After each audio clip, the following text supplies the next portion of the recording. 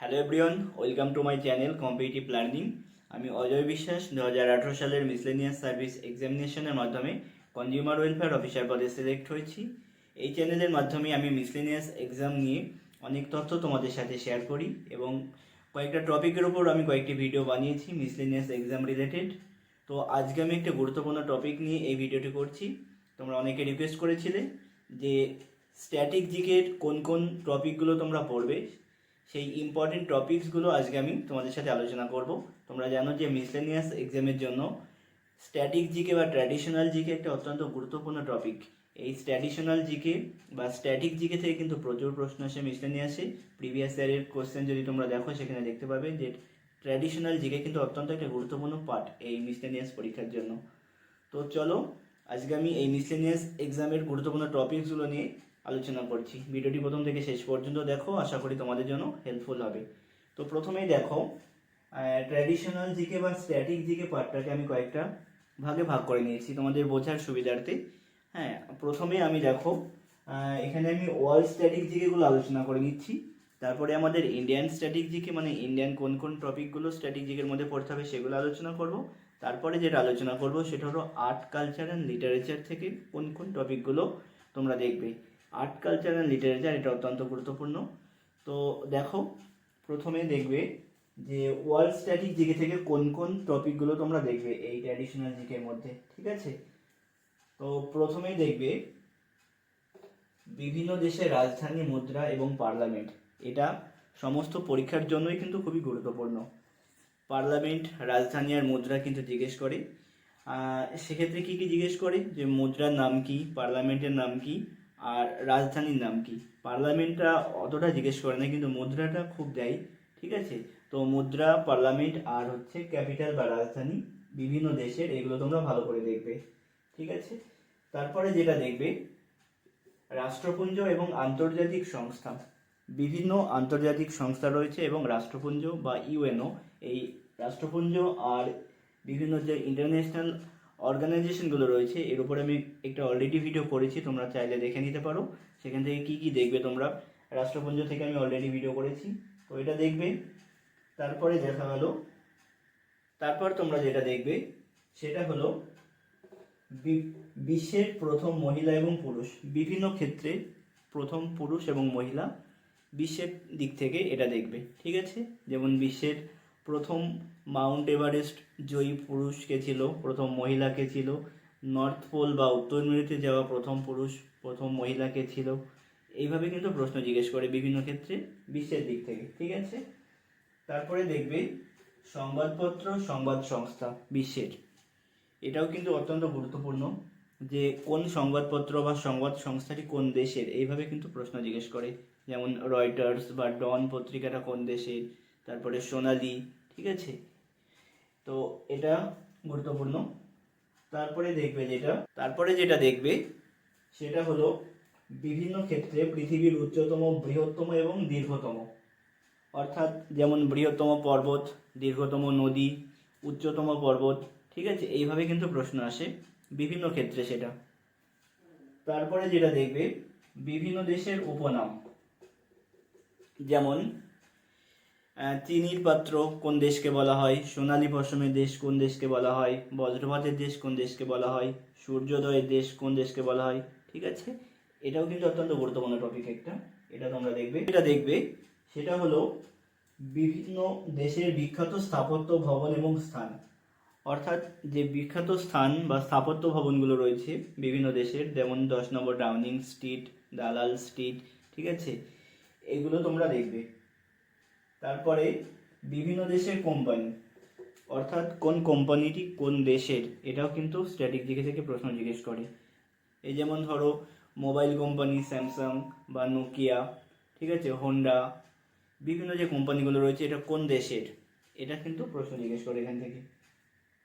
তারপরে যেটা very very important, বিভিন্ন দেশের সর্বোচ্চ সম্মান, অর্থাৎ কোন দেশের সর্বোচ্চ সম্মান কোনটি, এটা কিন্তু জিজ্ঞেস করে।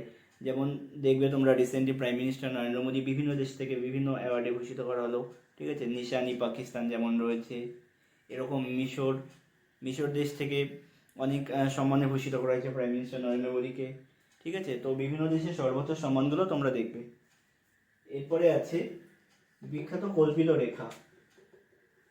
কল্পিত রেখা বলতে কোনগুলো, এটা অনেক ভূগোলের মধ্যেও চলে আসে বা স্ট্র্যাটেজি থেকেও বলা যেতে পারে এটাকে।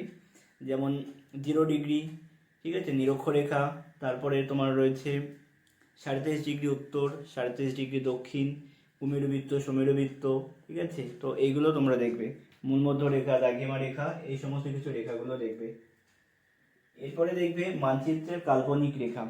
কাল্পনিক রেখা বলতে কোনগুলো, যেমন আইসোথাম, আইসোবার, ঠিক আছে, এই সমস্ত রেখাগুলো মানে কিসের জন্য, আইসোথাম বলতে সমান যে টেম্পারেচার বা উষ্ণতা বিশিষ্ট অঞ্চলগুলিকে বোঝায়, আইসোবার মানে সমান চাপ বিশিষ্ট অঞ্চলগুলোকে বোঝায়।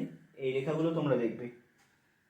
তারপরে দেখবে যেটা বিভিন্ন দেশের সীমারেখা অর্থাৎ বাউন্ডারি লাইন, যেমন ম্যাকমোহন লাইন, ডোরান লাইন, ঠিক আছে।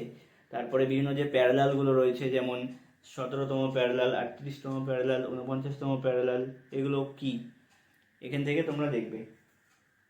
তারপরে দেখবে, দেখো মহাদেশ, মহাসাগর, পর্বত, নদী, তৃণভূমি, স্থানীয় আর হচ্ছে ক্রান্তীয় বায়ু।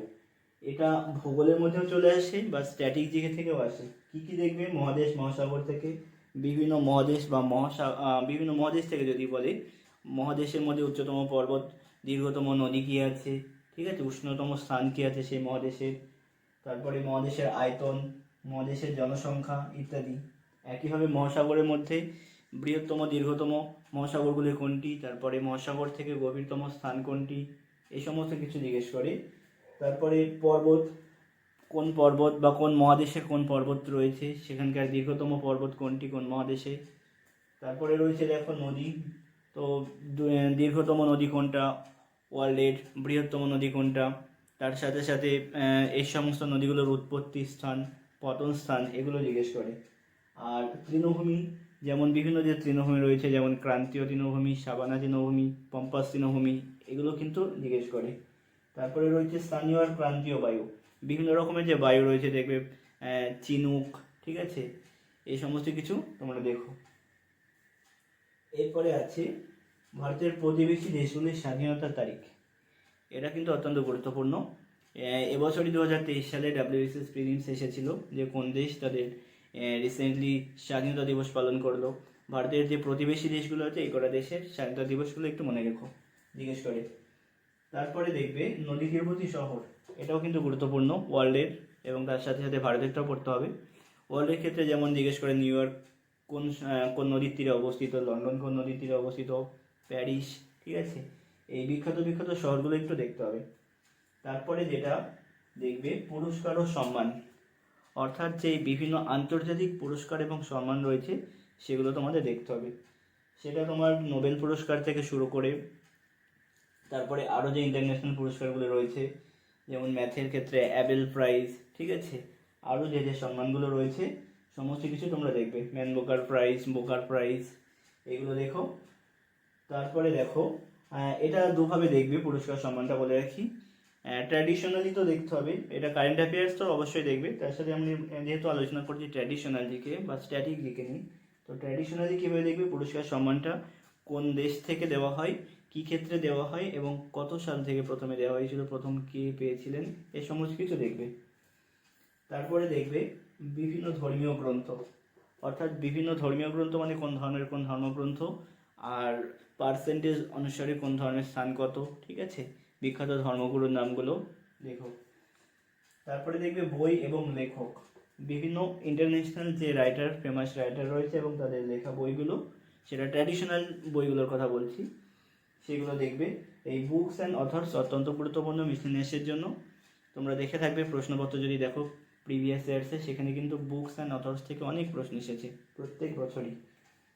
তারপরে দেখবে আন্তর্জাতিক ক্রীড়া সংস্থা, বিভিন্ন যে আন্তর্জাতিক ক্রীড়া সংস্থাগুলো রয়েছে তাদের সম্পর্কে জানতে হবে, যেমন ফিফা, ICC, ঠিক আছে, এই সমস্ত ক্রীড়া সংস্থাগুলো সম্পর্কে জানতে হবে। ট্র্যাডিশনালি কীভাবে জানবে এগুলো, যেমন ফিফার প্রতিষ্ঠা সাল কবে, কত সালে প্রতিষ্ঠা হয়েছিল, কোন দেশে হেডকোয়ার্টার, বর্তমান প্রেসিডেন্ট কে রয়েছে, এই সমস্ত কিছু। তারপরে যেটা দেখবে আন্তর্জাতিক ক্রীড়া স্টেডিয়াম, ওয়ার্ল্ডের যে বিখ্যাত স্টেডিয়াম রয়েছে খেলাধুলার যে স্টেডিয়াম, সেই স্টেডিয়ামগুলো সম্পর্কেও কিন্তু জিজ্ঞেস করে, ঠিক আছে। তো এই ছিল স্ট্যাটিক জিকের ওয়ার্ল্ডের পার্টটা, অর্থাৎ ওয়ার্ল্ড স্ট্যাটিক জিকে থেকে কোন কোন জিনিসগুলো তোমরা দেখবে সেটা আমি বললাম। তো আজকের ভিডিওটা এই পর্যন্ত। আমি নেক্সট ভিডিওতে আমাদের ইন্ডিয়ান স্ট্যাটিক জিকেগুলি এবং তার সাথে সাথে আর্ট কালচার অ্যান্ড লিটারেচার, যেটা মোস্ট ইম্পর্টেন্ট মিসলেনিয়াস পরীক্ষার জন্য, সেই টপিকটার উপরে আলোচনা করব।